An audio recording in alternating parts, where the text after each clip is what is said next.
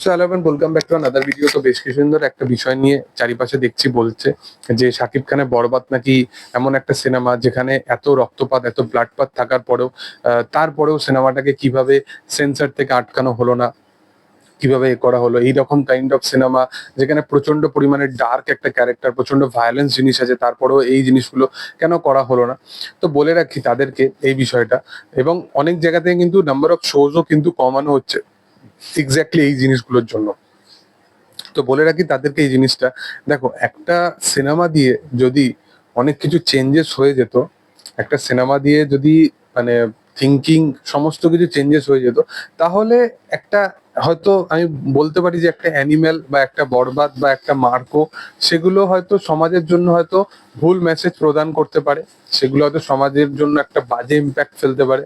একটা কবির সিং এর মতো যে কোনো কমার্শিয়াল সিনেমা, কারণ সবকটা কমার্শিয়াল সিনেমাই প্রচন্ড পরিমাণে ফিকশনাল হয়।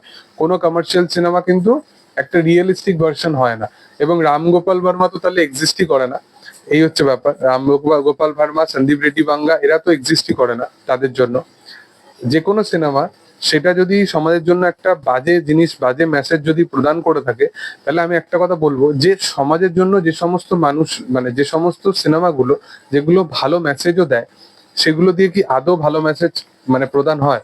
ইভেন তুমি একটা জিনিস জানবে যে এই যে 12 ফেল, এই যে লাপাতা লেডিস, এই যে সিনেমাগুলো এলো, এগুলো কিন্তু মাসের মেসেজই প্রোভাইড করছে। তারপরে এই সিনেমাগুলোকে কতজন অডিয়েন্স দেখতে যায়?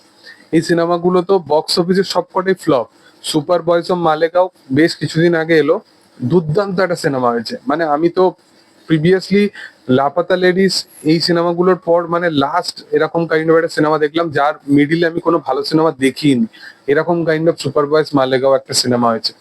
এই সিনেমাগুলো বক্স অফিসে পুরোপুরি প্রপার ফ্লপ হয়েছে, এবং এগুলো ওটিটিতে এসে তখন কনসিডার করা যায় যে হ্যাঁ একটা ভালো সিনেমা হয়েছিল, সিনেমার পাশে দাঁড়ানো হয়নি।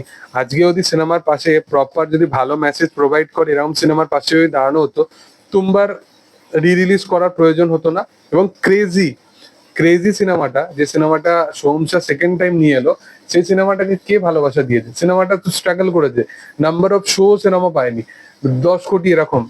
তারে জামিন পার নিয়ে কতজন কথা বলে, বা তারে জামিন পার কতজন, কটা সোসাইটির মানুষকে চেঞ্জ করে দিয়েছে, বা কটা সোসাইটির এরকম মানুষ আছে যারা এরকম কাইন্ড অফ সিনেমা একটু পছন্দ করে, তারা এরকম ভাবে দাবি করেছে যে এরপর থেকে এরমই সিনেমা রাখা উচিত।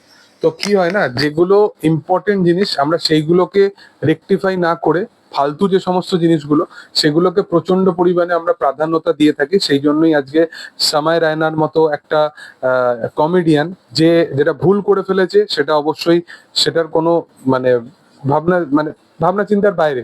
সামাই রায়না বা রণবীর এলাহাবাদিয়া এরা যে সমস্ত মানে কথাগুলো বলেছে, সেগুলো নিয়ে কোনো ডিপেন্ডেবল জিনিস হয় না।